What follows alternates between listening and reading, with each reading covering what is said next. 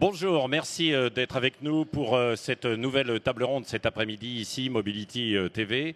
Comment assurer la reconversion des sous-traitants et de leurs collaborateurs dans les territoires? Ce n'est sans doute pas la question la plus médiatisée de ce salon, on est d'accord, mais c'est sans doute l'une des plus fondamentales, des plus importantes pour notre industrie, notre économie, avec tout ce que cela sous-entend. Combien d'emplois renouvelés, sauvés, perdus, quel savoir-faire? Ce sont plusieurs dizaines de milliers d'emplois directs. On ne sait d'ailleurs pas combien très précisément. On va essayer de voir ça ensemble, sans parler des indirects qui sont concernés sur tout le territoire. Alors on prend des décisions dans les bureaux, dans les travées parfois des politiques, mais en revanche on est parfois un petit peu loin aussi de la réalité sur le terrain, d'une ferme de déconnexion. Il faut avoir conscience de la réalité. C'est pour ça qu'on va en parler effectivement ensemble ici, parce que la réalité du terrain, c'est qu'il y a une grande fragilité et qu'on est en train de vivre une grande révolution avec cette transition, cette révolution technologique qui nous arrive et qui bouleverse totalement le monde de l'automobile avec la sous-traitance. Alors tout est fragile, ne l'oublions pas. Et puis l'inquiétude, évidemment, ce sont les sous-traitants eux-mêmes. Vous êtes là, vous allez y participer tout à l'heure, mais ce sont aussi directement des salariés. Ça, il ne faut pas en fait l'oublier. Alors, dans cette table ronde, promis, on va tout se dire. Ça va être cash avec tous nos invités qui sont là. Je vais vous les présenter. Oriane Chenin, la représentante de l'industrie, qui est juste là, sous-directrice des matériels de transport, de la mécanique, de l'énergie. Le titre est long, hein, donc vous me permettrez de l'abréger. Vous le redonnerez en fait tout à l'heure. Cléa Martinet, qui est vice-présidente Renault Group, en charge notamment d'un fonds qui a été annoncé ces derniers jours, donc vous nous en parlerez. Aurélie Feld, qui est à mes côtés, présidente de LH France. Marc Mortureux, directeur général de la PFA, qui est avec nous, donc la PFA qui nous accueille également, bien sûr. Éric Oterno, qui est conseiller régional en charge de la conversion écologique sur le territoire de l'économie, des emplois verts, de l'économie sociale et solidaire en région Bourgogne-Franche-Comté. Il devait y avoir votre présidente, mais je crois que Covid oblige, elle est à distance et nous aurons une petite vidéo en fait dans un instant pour l'entendre. Donc vous allez tous avoir la parole pour nous donner votre vision en fait de la sous-traitance, de la conversion qui est en train de se passer en fait sur le terrain. Juste avant ça, je voudrais que, et avant d'entendre justement la présidente de la région Bourgogne-Franche-Comté, je voudrais vous entendre sur votre regard par rapport justement à cette conversion sur la sous-traitance. On va commencer peut-être par Marc Mortureux, directeur général de la PFA, puisqu'il nous accueille ici, et l'importance de cette table ronde. Alors merci beaucoup. Vous nous invitez à parler cash, donc je vais être assez direct. Bon, concrètement... Je vous recadrerai si ce n'est pas cash. Voilà. 2035, fin de tout véhicule thermique pour les ventes de véhicules neufs. C'est à peu près 50 000 emplois directs aujourd'hui dans la filière automobile qui travaillent sur ces sujets-là, et donc des emplois qui vont tout simplement disparaître. Il y en a dans des grandes entreprises, des moyennes et des petites. À côté de ça, on doit créer des nouvelles chaînes de valeur.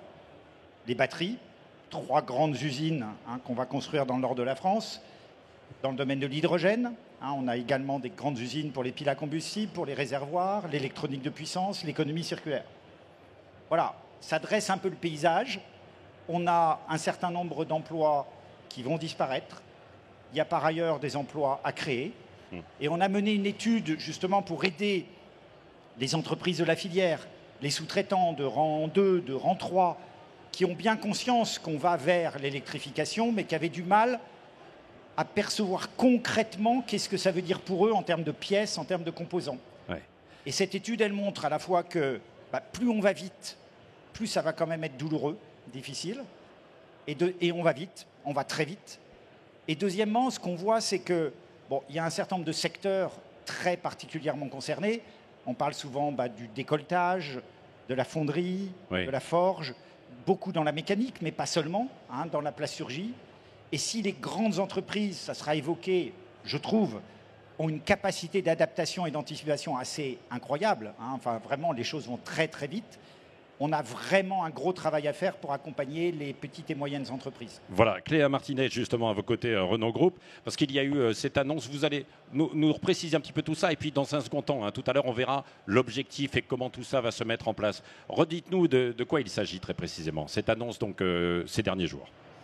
Alors, en effet, on a annoncé, il me semble que c'était mardi, la création d'une association qu'on lance avec ADECO et LHH, qui a pour vocation d'accompagner donc la filière, en tout cas les acteurs de la filière, nos fournisseurs de rang 2, 3, 4, qui se trouvent en difficulté à cause donc de la réglementation qui fait qu'en 2035, il n'y aura plus de véhicules thermiques neufs à vendre sur les routes en Europe, et que donc pour un véhicule électrique, il faut 15 fois moins de produits de la fonte que pour un véhicule thermique. Et donc, par là même, il faut bien reconvertir tous les acteurs de cette filière. Et donc, ce fonds qu'on a appelé AutoAder, donc AD de ADECO et du ADER de Renault. Voilà, c'est une espèce de mot-valise confectionné pour l'occasion, mais qui dit quelque chose du caractère collectif, en fait, et du rassemblement qu'on opère entre nous pour essayer de aider au mieux tous ces acteurs de la filière et donc d'accompagner leur reconversion, d'anticiper au plus possible la fermeture des entreprises et d'accompagner la conversion de tous ces salariés vers d'autres emplois, notamment autour de la nouvelle chaîne de valeur que vous soulignez tout à l'heure, électrification, économie circulaire, électronique embarquée, données. Bon, très bien, vous détaillerez tout ça tout à l'heure. Oriane Chenin, représentante de l'industrie, quel regard justement on a au ministère de l'Industrie, à Bercy en quelque sorte, sur cette reconversion aujourd'hui des sous-traitants sur les territoires? Merci. Alors oui, effectivement, ministère de l'économie, parce que de l'industrie, ça pouvait peut-être créer une confusion. Oui, non, mais bien sûr, c'est vrai. Voilà, donc en fait, on s'occupe du secteur notamment auto, on travaille de façon très étroite. Alors, nous, aujourd'hui, ce qu'on pense qui est essentiel pour la filière, c'est déjà d'avoir de la visibilité, de voir. Et là, avec deux éléments très importants. Un, maintenant, les choses sont faites. Effectivement, la fin du moteur thermique, elle est annoncée. Et ce qui est important aujourd'hui, c'est de s'adapter. Je pense qu'il y a des choses très intéressantes qui ont été dites par beaucoup de gens, d'ailleurs, dans le cadre de ce salon. Et il faut en faire une opportunité. On a conscience que ça va être difficile. On a conscience qu'il y a des besoins d'accompagnement. Et on sera présent et on met les moyens pour ça, qui ont été annoncés par le président de la République. Mais effectivement, déjà, visibilité sur cette date-là qui est très importante. Deuxièmement, et ça a été annoncé par Renault et Stellantis, c'est le fait qu'aujourd'hui, il y a un certain nombre de véhicules, 12 silhouettes, qui vont être assemblés en France et qui, là aussi, donnent de la visibilité sur le fait que la France va rester une grande nation du véhicule électrique. Je pense que le succès qu'on voit ici, d'ailleurs, dans ce salon, qui est impressionnant, montre l'attachement très fort aux véhicules. Et à nous de faire en sorte que la France, effectivement, reste un État de premier plan en matière de véhicules électriques. Alors ça veut dire quoi? Ça veut dire qu'on a disposé des moyens uniques. Le président de la République, dans le cadre du projet France 2030, donc pour soutien de l'investissement, a annoncé qu'on avait un objectif de 2 millions de véhicules électriques en 2030, avec des moyens très précis qui vont être mis en fait sur la filière, plus de 2,6 milliards d'euros.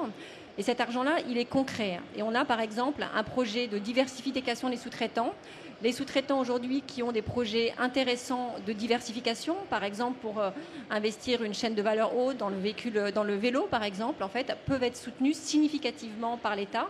On a déjà fait 2 relèves, on a des appels à projets, on examine les dossiers et dans des délais très rapides, effectivement, les dossiers sont étudiés, validés. On veut être sûr qu'il y a une incitativité de l'aide, c'est-à-dire que l'État va permettre des choses qui ne se feraient pas sans l'État et ensuite l'argent est déboursé très rapidement. Donc des projets hyper concrets avec des sommes significatives et pour les sous-traitants, il y a plus d'1 milliard d'euros qui est prévu. Éric Cotterneau, vous venez directement aussi de la sous-traitance. Aujourd'hui, vous êtes élu, mais vous avez une vision, je dirais peut-être pas différente, bien sûr, mais en tout cas, vous avez une acuité et un regard pertinent, puisque vous venez de la sous-traitance et vous êtes élu aujourd'hui. Comment ça s'opère dans votre région en Franche-Comté? Bourgogne-Franche-Comté. Je ne sais pas si on doit regarder d'abord la petite capsule vidéo. Alors, on va la regarder. Votre présidente, c'est ce que je disais, votre présidente devait être avec nous, Marie-Guite Dufay, son petit message à travers une vidéo en duplex. À l'heure de la révolution électrique, la région Bourgogne-Franche-Comté met cet enjeu au cœur de ses politiques publiques. L'industrie automobile, c'est dans notre région plus de 40 000 salariés. C'est la plus importante filière économique qui a déjà subi dans le passé des restructurations massives. Et nous savons combien cette révolution électrique va être impactante pour les salariés de ce secteur. Alors avec les moyens qui sont les nôtres pour accompagner le développement économique, il nous faut être en mode réactif et anticipatif. C'est pourquoi nous avons mis en place une force d'intervention, on l'appelle la FIMA, pour rencontrer chaque sous-traitant de la filière et analyser avec chaque sous-traitant la façon dont nos leviers peuvent être utiles.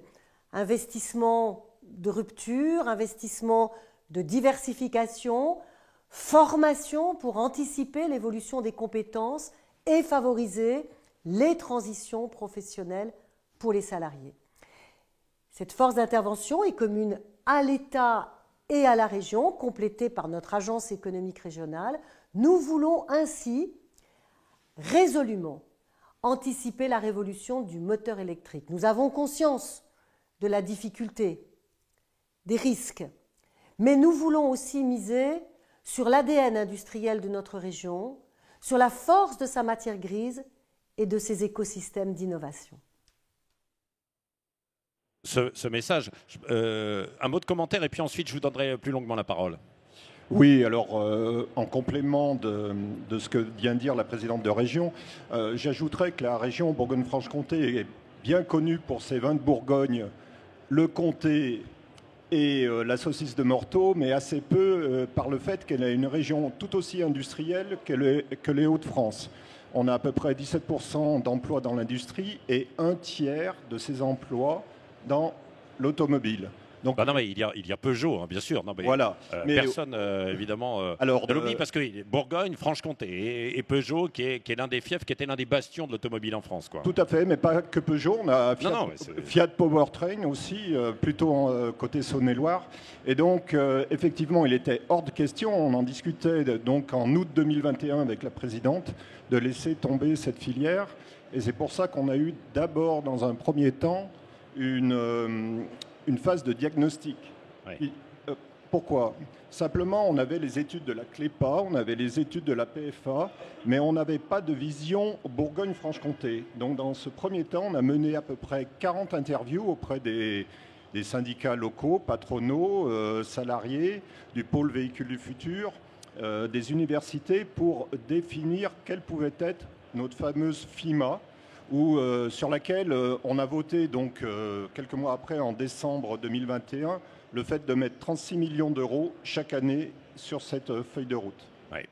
Voilà, et vous allez nous détailler ça encore tout à l'heure. Aurélie Feld, à mes côtés, présidente LHH France. Vous redites précisément comment vous intervenez à travers des plateformes que vous avez déjà mises en place, quoi. Alors, effectivement, notre métier à nous, c'est le conseil et l'accompagnement RH. Ouais. Et donc, ce qu'on fait, c'est qu'on aide les entreprises à mettre en œuvre leur plan stratégique dans toutes leurs dimensions RH. Et ce qu'on fait également, c'est qu'on accompagne l'ensemble des salariés et des actifs qui font appel à nous vers des emplois d'avenir. Ouais. Et très concrètement, qu'est-ce qu'on fait dans la filière automobile et comment on l'accompagne ? D'abord en étant extrêmement présent et extrêmement implanté de manière très très granulaire dans les territoires, par exemple en région Bourgogne-Franche-Comté, mais évidemment pas que. Et dans toutes les régions où on est, on accompagne les entreprises du secteur automobile pour anticiper les mutations qu'elles vont vivre, et puis aussi, une fois qu'elles les vivent, pour qu'elles les vivent le mieux possible. Et de la même manière, on accompagne aussi les salariés pour les aider à développer les compétences dont leurs entreprises auront besoin demain ou dont les entreprises de leur bassin auront besoin demain. Je peux illustrer un petit peu si vous voulez. Oui. D'abord, on est présent à travers une de nos activités qui est de la délégation du service public de l'emploi. Et on accompagne à peu près 1500-1600 à date cette année actifs du secteur de l'automobile dans 8 régions et sur 9 sites vers des nouveaux horizons professionnels. On a aussi monté avec l'ensemble des acteurs territoriaux, publics et privés de 6 régions, des plateformes en Normandie, dans le Grand Est, en Bretagne, en Bourgogne-Franche-Comté, mais aussi en Île-de-France et dans les Hauts-de-France. On a monté donc des plateformes territoriales qui ont pour objet de mettre à disposition de tous les acteurs de l'emploi un certain nombre de mécanismes et aussi un certain nombre d'offres de reconversion pour les salariés, par exemple des sous-traitants qui seraient en difficulté. Et puis, Cléa le soulignait, on est partie prenante de cette nouvelle association montée entre notre groupe et le groupe Renault, qui a été porté sur les fonds baptismaux cette semaine. Oui, et alors on va y revenir aussi tout à l'heure. Éric Cotterneau, parce que très concrètement, en fait, sur le terrain, on parle de 40 000 salariés, là, aujourd'hui. On a déjà une idée précise quand même, ou alors on est dans du recensement et c'est un travail un peu de fourmi qu'il faut mener? Alors, on a une idée précise. Notre but, c'était en 18 mois de rencontrer les 350 entreprises de Bourgogne-Franche-Comté. Ouais. On est à peu près à 100 aujourd'hui. Ouais. Et comme le dit la présidente, c'est vraiment de faire dans la dentelle, c'est-à-dire de savoir pour chaque entreprise quel est son besoin. Alors, on a 4 typologies d'entreprises. Celles qui ne sont pas touchées par l'électrification, qui ont juste des problèmes logistiques de stop and go que toutes connaissent. Celles qui ont déjà opéré la mutation, parce qu'il y a des belles entreprises, des belles pépites qu'il faut soutenir dans la découpe fine pour les moteurs électriques, dans la connectique. Des entreprises qui ont perçu qu'il fallait muter. Et puis celles qui sont dans le déni. Et donc on est majoritairement... Alors votre défi, ce sont celles qui sont dans le déni, peut-être, non? Alors notre défi, il est sur les 3. Oui. Sur celles qui ne sont pas touchées, on ne va pas forcément faire quelque chose. Mais, sur les belles... Sauf qu'il faut les accompagner parce que, évidemment, ça va très vite, quoi, l'évolution. Alors, ça va très vite, mais par exemple, de l'intérieur automobile, ne sont pas forcément directement touchés. Ouais. Sur les belles pépites, il faut accompagner le financement et la croissance. Sur celles qui ont pris conscience, on est plutôt dans l'innovation, l'aide à l'innovation, mais aussi l'aide stratégique. Et celles qui ont un peu du déni, c'est vraiment de l'aide au conseil. Et ça, on l'apporte au travers de notre climat. Comment ça se traduit dans le déni? C'est-à-dire qu'on dit non, mais ça ne va pas bouger, c'est une illusion, c'est très écolo, cette vision un peu parisienne, mais ça ne va pas changer. Comment ça se traduit en fait sur le terrain quand vous les rencontrez? Ça, c'est intéressant. Alors, ce n'est pas toujours lié à l'électrification. Je vais vous prendre un exemple. Sur les poids lourds, il y avait des freins à tambour. Il y a des fonderies qui faisaient des pièces de freins à tambour. Les poids lourds passent en frein à disque. Ouais. Donc, les fonderies, ce n'est pas lié à l'électrification, mais ça, on ne l'avait pas identifié. Elles ont ce problème-là. Ouais. Donc, là, il faut vraiment une conversion. Et puis, moi, je pense qu'il y a une date vous parlez toujours de 2035. Moi, j'ai vraiment insisté auprès de la présidente qu'on ait notre feuille jusqu'en 2024, parce que pour nous, le switch, c'est 2027 avec l'Euro 7. Et c'est vraiment le ressenti des sous-traitants locaux qui sont sur le thermique. Et d'un point de vue industriel, quand vous dites 2024-2027, c'est demain, quoi. Tout à fait. Parce que les investissements, les recrutements, etc. Il y a aussi du déni par rapport au recrutement ou aux nouvelles générations, aux personnes qu'il faut aller chercher ou former ou pas? Non, très peu. Alors, on parle de métiers en tension. Moi, j'aime pas trop la notion parce que tous les métiers aujourd'hui sont en tension. Oui. C'est vrai. Voilà, donc de classifier des métiers en tension. Ça va du boulanger au comptable. Donc, il n'y a pas que, bien sûr, les métiers d'automobile. Nous, en Bourgogne-Franche-Comté, on agit surtout comme on est une terre d'industrie, sur montrer que l'industrie, c'est différent, ça peut être propre, ça peut être technologique, ça peut être sympa. Et on a de beaux exemples, puisqu'on a un écosystème hydrogène qui est naissant. Et là aussi, c'est aussi comment faire muter sur un même territoire des personnes qui faisaient de l'automobile à l'hydrogène. Oui. Alors là, vous parlez directement, peut-être, je vous redonnerai la parole, mais vous parlez sans doute des sous-traitants, des chefs d'entreprise et des salariés eux-mêmes. Est-ce que vous les avez en fait rencontrés? Est-ce qu'ils sont inquiets? Alors, on les a rencontrés effectivement au travers des organisations syndicales, mais aussi d'autres organisations, des observatoires. Oui, ils sont inquiets. Inquiets ou de l'enthousiasme parfois? Ça dépend des filières. Oui. C'est pour ça qu'il faut faire dans la dentelle. Ceux qui font du décolletage pour des pièces d'injection de diesel, oui, ils sont inquiets. Ouais. Ceux qui sont sur la découpe fine, où ils maîtrisent très bien leur technologie, ne sont pas du tout inquiets. Vous voyez, c'est très différencié suivant les métiers. Ouais. Plasturgie, pas trop. C'est un problème d'approvisionnement, plutôt. Et donc, on doit observer une conversion des métiers filière par filière, sous-filière par sous-filière. Ouais, ouais. Je vais donner la parole à Cléa Martinet, mais Aurélie Fête, vous vouliez préciser quelque chose à l'instant sur ce que disait Éric Oterno. Hein. Je voulais revenir sur la notion de déni. Parce que pour moi, ce n'est pas seulement du déni, ça peut aussi être de la tétanie. Ce que je veux dire par là, c'est que quand on est une TPE quasi monoproduit, se retrouver dans la situation où d'un seul coup, on sait qu'on n'a pas de débouché d'avenir pour ces produits, ça peut être aussi paralysant. Et donc, votre objectif, le nôtre aussi, ça peut aussi être d'aller accompagner, rencontrer, conseiller ces petites entreprises pour les aider dans la diversification. On a parlé du vélo tout à l'heure, mais pour certains d'entre eux, il y a peut-être aussi des débouchés dans l'aéronautique.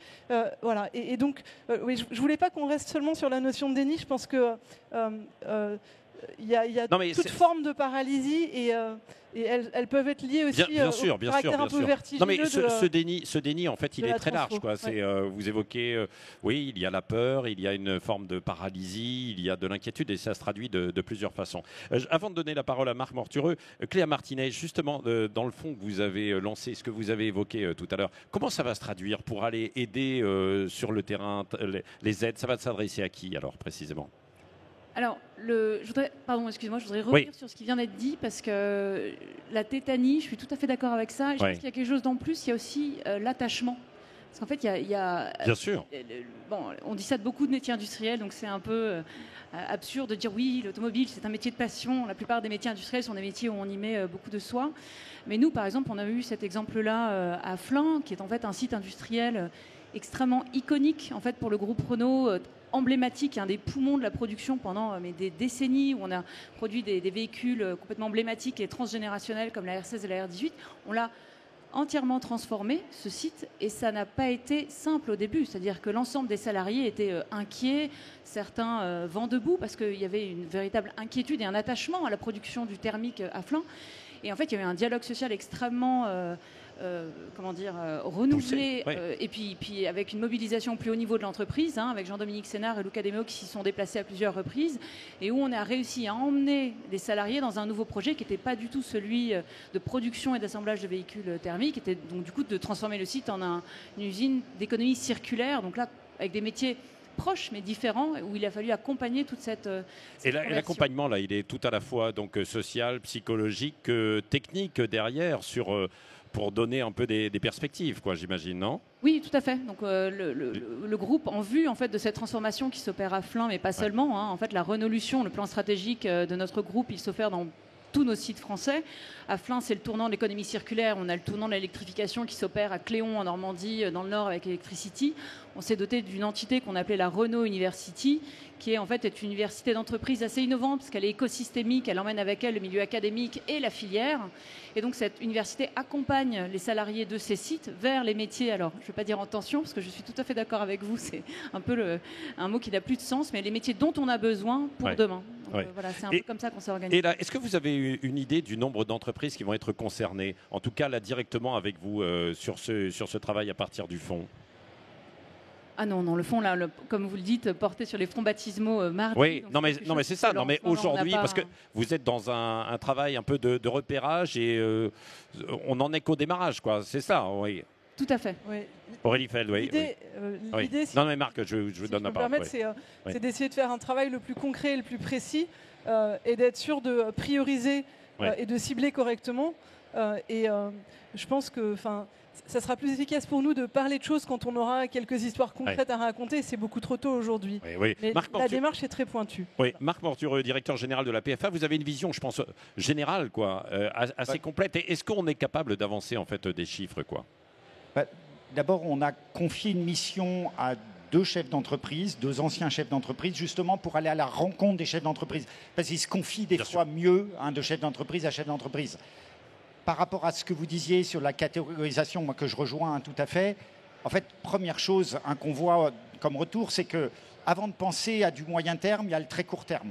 Il ne faut quand même pas minimiser le fait que beaucoup d'entreprises aujourd'hui sont dans une situation extrêmement difficile parce qu'ils ont le cumul Covid, cumul baisse des volumes avec les pénuries de semi-conducteurs, des arrêts, redémarrages permanents de toute la chaîne, et maintenant des hausses de dingue des matières premières qui commencent à rebaisser et de l'énergie, Et c'est vrai qu'il y a une énorme préoccupation. Donc du coup, pas toujours tout à fait la disponibilité pour parler du futur. Ça, c'est première chose. Deuxième chose, je pense qu'ils ont compris que réglementairement, 2035, ça y est, c'était joué. Et nous, on porte le message, c'était pas tout à fait notre choix, mais maintenant c'est décidé, il faut y aller. Faut y aller. Mais la grande difficulté, ils le comprennent. Sauf qu'aujourd'hui, tous les jours, on leur dit on ne va pas avoir assez d'électricité cet hiver et dans les hivers à venir. Et je peux vous dire que c'est quand même compliqué, des fois. Voilà. Et la troisième chose que je voudrais dire, c'est que tout ce qui est cette idée de diversification, rien n'est simple. Rien n'est simple. Ils ne sont attendus nulle part. Je veux dire, l'aéronautique, le vélo, etc. Il y a des opportunités, il faut se battre. Et c'est à chaque fois des prises de risques importantes. Et je suis d'ailleurs très impressionné dans l'automobile, tous les investissements qu'on fait vers les batteries, vers l'hydrogène et autres. À chaque fois, c'est des prises de risques. C'est compliqué, c'est pas simple. Et du coup, voilà, c'est pas toujours simple pour ces entreprises qui ont encore un peu de travail dans leur domaine traditionnel de prendre le risque. Et vous le disiez sur l'attachement aussi, l'attachement aux gens. C'est-à-dire pour un patron de PME de s'avouer qu'il ne pourra pas offrir du travail à tout le monde d'ici 1 an, 2 ans, et du coup qu'il faut dès à présent qu'il prépare. C'est quand même une démarche qui est compliquée. Éric Oterno, c'est ce que vous voyez, vous, sur le terrain, justement. C'est-à-dire qu'il y a, oui, ce travail à moyen terme, bien sûr, mais il y a le court terme aujourd'hui, où on est un peu dans le brouillard, Alors, je voulais revenir, l'articulation avec l'État et la région sur le court terme et moyen terme. Nous, on a identifié dans notre région, il y a des endroits où c'est des soleils et des endroits où c'est des trous noirs. Je vais m'expliquer. Les soleils, c'est les métropoles où on peut rapidement reconvertir parce qu'il y a des instituts de formation, il y a tout ce qu'il faut. Le trou noir, c'est une vallée qui est un peu éloignée des axes routiers, où une entreprise fait vivre 400 familles et elle disparaît du jour au lendemain. Donc avec l'État, il y a eu des dispositifs chocs industriels dans notre région qui étaient le Jura et aux alentours de Lyon à Migène. Mais maintenant, on met des dispositifs avec l'État d'anticipation en Nord-Franche-Comté et autour de Nevers pour ne pas attendre le clash, l'abandon, la fermeture, et d'anticiper pour pouvoir reconvertir. Et c'est concret. Là, le 3 novembre, on doit étudier à peu près 20 projets industriels par territoire pour la reconversion. Oui, parce qu'il y en a qui se disent dans quelques mois, ça peut être le dépôt de bilan, ça peut être en fait la faillite. Donc ne me parlez pas dans 2 ans, 3 ans, 5 ans. C'est ça, c'est ce que vous avez comme discours face à vous. Tout à fait, c'est pour ça qu'avec l'État, on a un problème de temporalité, c'est tout de suite répondre à l'urgence et ensuite structurer les filières. Oui. Bon, Madame Oriane Chenin, représentante de l'industrie et justement de l'État, vaste chantier quand même. Comment l'État peut accompagner toutes ces entreprises, les régions, les collectivités, les sous-traitants directement et les salariés en bout de chaîne, bien sûr. Alors effectivement, c'est un chantier incroyable. Alors, peut-être un élément qui était le plan de relance, parce que là, on a quelques éléments de bilan qu'on a fait. En fait, on avait créé un fonds de modernisation et on est évalué à environ 30 000 emplois qui ont pu être sauvegardés et préservés dans la filière grâce à ce dispositif. Voilà, donc là encore, ça prouve que quand on fait les choses correctement, il y a des choses qui marchent.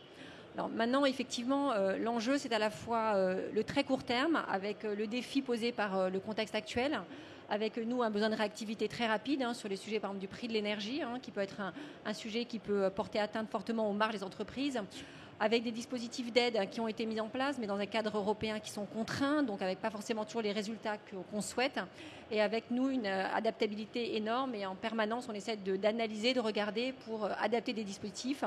On va lancer là le 15 novembre des critères ajustés pour que l'aide, notamment plafonnée à 2 millions d'euros en matière d'énergie, puisse profiter à plus d'entreprises. Donc effectivement, on analyse ça en permanence et je pense que c'est important qu'on ait à la fois cette vision très court terme, mais qu'on ne lâche pas la vision plus long terme. Ça passe par quoi chez nous? Ça passe par une cartographie très précise, effectivement, des entreprises par secteur et des besoins.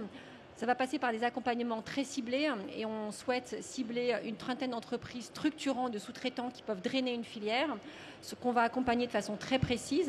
Alors vous disiez est-ce qu'on est assis sur le terrain? Alors c'est vrai qu'on a des délégués en fait d'ailleurs. Bien sûr, au salon de l'auto et que j'ai rencontré hier avec une grosse journée de travail pour être certain qu'effectivement chaque entreprise qui a ses besoins on la connaît. Voilà, donc nous, on structure des dispositifs.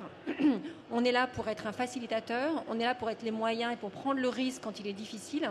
Mais effectivement, il faut que toute entreprise se dise aujourd'hui, si je n'ai pas clairement un plan de transition, en fait, je vais nulle part. Et il y a un souci de mentalité, et je pense que ces tables rondes et tout ce qu'on fait là, il est très important. C'est qu'au-delà de gérer le très court terme, qui effectivement est très compliqué, avec cette visibilité qu'on a aujourd'hui très précise, en fait, il faut créer ce plan stratégique, il faut savoir où est-ce qu'on va. Il faut avoir l'énergie de créer des nouveaux projets. Il faut s'interroger sur les forces en présence dans l'entreprise et celles qui sont capables de pivoter le modèle. Donc, ce n'est pas simple, mais effectivement, nous, on y croit et on est vraiment là dans l'accompagnement. Oui, s'il y avait quelques repères sur les échéances, sur le calendrier, quel est-il pour vous, tel que vous le voyez ? Alors, nous, là, on va lancer très rapidement, en fait, en décembre. Alors, je suis désolée, c'est un peu technocratique, mais ce qu'on appelle des appels à projets, en fait, Coram et investissement, avec des moyens significatifs. Donc, tous les projets que les entreprises ont aujourd'hui, il faut qu'elles se disent jusqu'à quel point ça peut être effectivement cofinancé par l'État, avec des dispositifs en grande partie subventions et avances remboursables, donc un soutien très fort. Et je pense que ça va être 2 échéances extrêmement importantes pour les entreprises, parce que ça fait assez longtemps qu'on attend ça. On a déjà fait une première relève, on appelle ça comme ça, pour le Coram qu'on va annoncer en décembre. Et donc là, effectivement, il y a des moyens, il n'y a pas forcément toujours beaucoup de projets, en fait, et on aimerait avoir plus de projets à soutenir. Donc là, des échéances très rapides, très fortes. Et je pense un message, on travaille très bien avec la PFA pour effectivement diffuser cette information et leur faire comprendre. Ensuite, il y a cette cartographie qui est hyper importante et qui nous permettra, donc, avec d'ailleurs les constructeurs, de sélectionner des entreprises fragilisées, structurantes, pour lesquelles on veut mettre en place très rapidement un accompagnement très ciblé, de très haute qualité, pour justement ces sociétés-là qui ont la capacité d'embarquer en fait l'écosystème, être derrière elles. Ouais. Après, il y a évidemment l'adaptation aussi aux emplois des salariés. Ça, Aurélie Feld, vous avez beaucoup travaillé à travers les plateformes sur ce point. Il faut être capable de fédérer un petit peu dans les bassins, de voir qui peut aller travailler où, quelle formation on peut mettre en place. Ça, c'est un énorme chantier également. Effectivement, toutes ces usines, qu'elles soient thermiques ou électriques demain, elles ne tournent pas sans gens. Et donc, un des gros sujets de toutes les entreprises de la filière automobile, c'est aussi, comme en fait pour la plupart des entreprises aujourd'hui dans ce pays, c'est la bonne compétence au bon endroit au bon moment. Et on sait aujourd'hui prendre un salarié d'un point A pour l'emmener à un point B vers un nouveau métier, peut-être dans la même entreprise, peut-être dans une nouvelle entreprise. Il y a quelques figures de style, passage obligé. Il y a un premier qui est de donner envie, un deuxième qui est de donner confiance, un troisième qui est de donner les moyens. Et si on donne envie, qu'on donne confiance et qu'on donne les moyens, on a quand même toutes les chances de réussir. Concrètement, on commence par diagnostiquer les compétences dont on va avoir besoin. Et puis ensuite, on va réfléchir aux compétences qu'on a à disposition sur un bassin. Qu'est-ce qu'on peut trouver comme adjacence de compétences ? Quelles compétences on peut utiliser pour aller construire, consolider des compétences dont on va avoir besoin ? Et au travers des plateformes qu'on a pu monter, peut-être demain aussi au travers du projet qu'on mène conjointement avec Renault, on va pouvoir accompagner ces reconversions des compétences d'aujourd'hui vers les compétences de demain, sachant que, évidemment, une partie des besoins en compétences va être pourvue par des nouveaux actifs, mais une partie très significative des besoins en compétences va devoir être fournie par des actifs existants qui vont simplement... Quand vous parlez des actifs, vous parlez en fait de salariés, bien sûr. Je parle de salariés. De salariés avec des nouvelles qualifications, éventuellement. Absolument. Une nouvelle génération, ou alors... des générations qui sont déjà là en place. Je parle de salariés existants, d'entreprises existantes qui vont devoir apprendre des nouveaux métiers pour pouvoir assurer leur employabilité, leur avenir professionnel, pour pouvoir continuer à se développer et à s'épanouir au travail, puisque l'objectif quand même c'est d'essayer garder en emploi ou de redonner des emplois au plus grand nombre de gens possible. Et bien sûr, en restant dans un même bassin, ou alors, parce qu'on sait que c'est un des gros soucis quand même aussi français. Est-ce que l'on peut bouger les mutations d'un territoire à un autre, hein, c'est une question cash. On se souvient du président qui avait dit, vous pouvez prendre, le président de la République, hein, directement, qui disait, vous pouvez prendre votre voiture pour aller un petit peu plus loin. Sauf qu'il y avait quand même une centaine de kilomètres et que 100 kilomètres au prix de l'essence aujourd'hui, alors il y aura peut-être de l'électrique demain, mais ça ne se fait pas comme ça, quoi. Alors effectivement, on est en France. Oui. Et en France, contrairement aux États-Unis, on ne traverse pas un pays entier pour trouver un nouveau job. Ça existe assez peu. De mémoire, mais je me trompe peut-être que quelqu'un a une statistique plus juste que la mienne. L'aire de mobilité géographique, c'est 53 km. Donc, ça reste... c'est autour d'une grande agglomération. Voilà, ça reste relativement réduit. Évidemment, on peut parfois encourager et donner envie à des gens de relocaliser leur vie dans un nouveau territoire.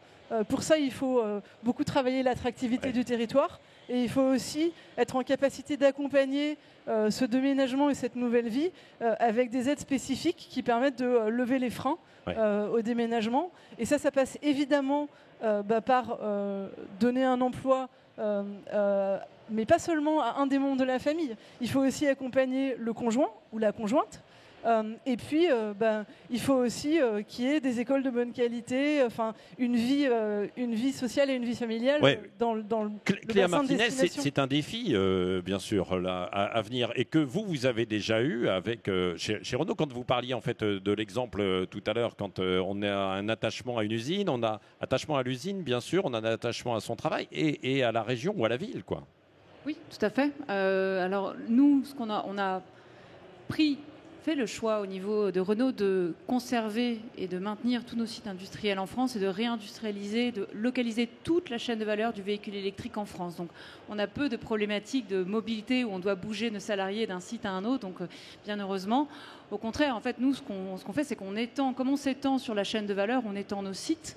Et donc, c'est plutôt un accompagnement vers la croissance. Hein, ce qu'on fait, par exemple, parce qu'on entend beaucoup parler de la baisse de l'emploi, et elle est tout à fait réelle, hein, liée à l'électrification. On ne va pas du tout la nier. Mais en revanche, nous, constructeurs, ce qu'on a comme levier face à cette déperdition mathématique d'emploi, c'est d'abord regarder quelle intégration on peut faire. Donc nous, par exemple, à Cléon, on a intégré davantage d'activités pour maintenir l'emploi et l'employabilité. Donc par exemple, on fond certaines pièces de caster aluminium, ce qui fait qu'on a à peu près le même nom de MOD, MOS pour le même site, d'une part. Donc on intègre. Et deuxièmement, on s'étend, c'est ce qu'on disait tout à l'heure avec Marc Mortureux sur la chaîne de valeur. Donc nous, ce qu'on fait en France, on fait aussi vivre des startups françaises, ce qu'on fait avec Wylot ou ce qu'on fait avec Vercor, l'usine de batterie qu'on va créer à Dunkerque, ou Wylot sur le moteur à flux axial qui vient de Figeac, si je ne m'abuse. Voilà, on s'étend sur les territoires, on étend le nombre d'emplois aussi, mais on n'a pas ces problématiques-là. Et ça, c'est l'un des défis aussi, d'aller justement chercher des gens qualifiés pour tous ces nouveaux sites, ces nouvelles productions. Oui, alors nous, la qualification, on prend nos responsabilités vis-à-vis d'elle et on a créé justement cette Renault Université dont je parlais tout à l'heure et qui est entièrement focalisée sur la conversion et la montée en compétences autour de ces métiers. Électrification, éco-circulaire et données.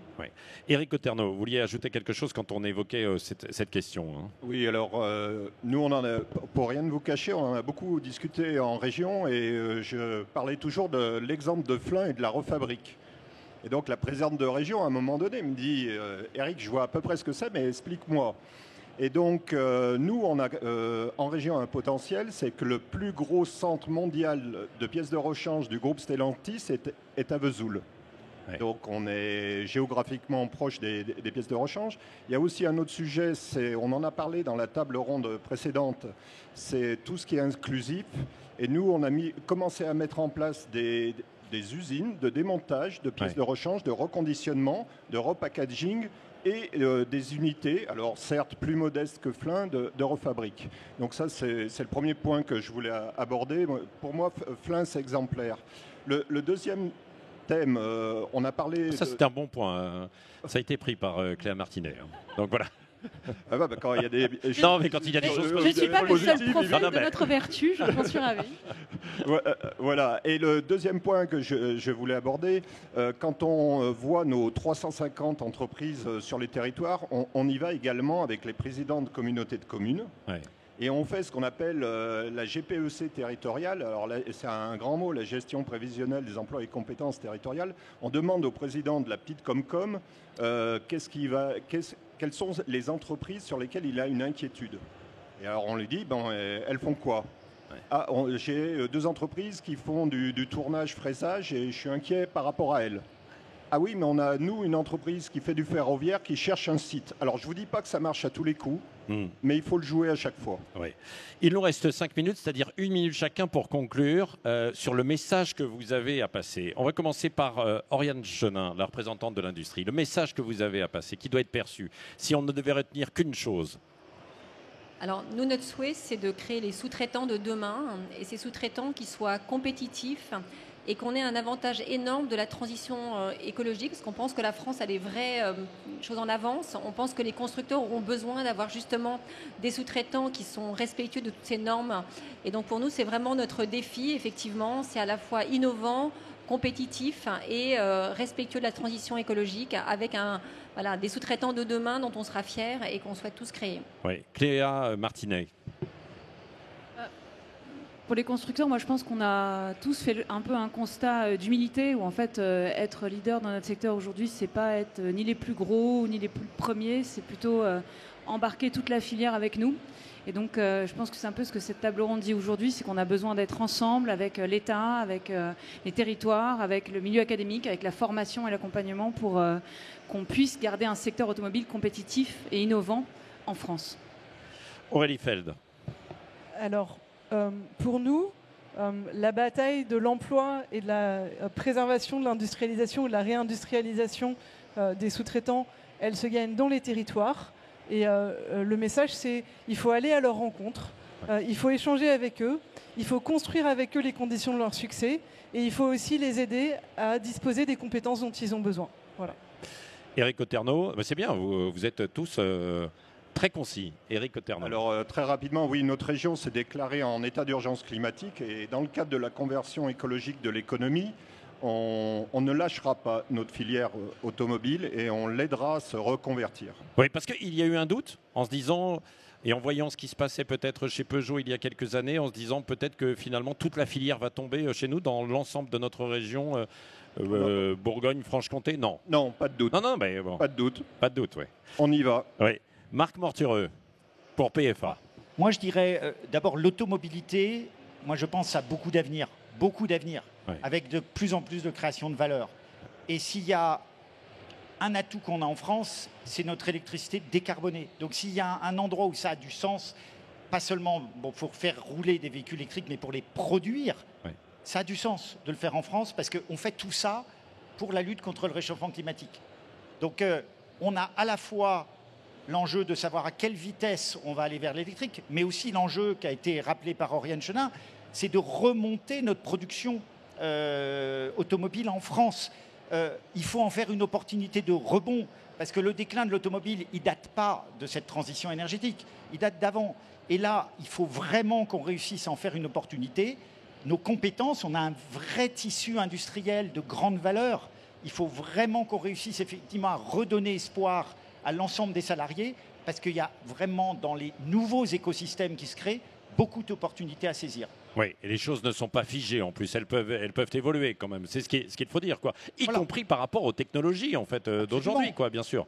Et d'ailleurs, le secteur automobile est vraiment le premier secteur d'innovation. Sur les 5 entreprises qui sont toujours à la tête des dépôts de brevets, il y en a toujours 3 dans l'automobile. Ouais. C'est vrai qu'aujourd'hui, c'est encore plus vrai qu'hier. Donc, y compris d'ailleurs pour beaucoup de jeunes qui sont intéressés à mettre leur talent au service de la transition énergétique, je pense honnêtement que le secteur automobile est un très très bon secteur sur lequel s'investir. Eh bien écoutez, merci à tous d'avoir participé à cette table ronde. Comment assurer la reconversion des sous-traitants, de leurs collaborateurs dans tous les territoires. Merci.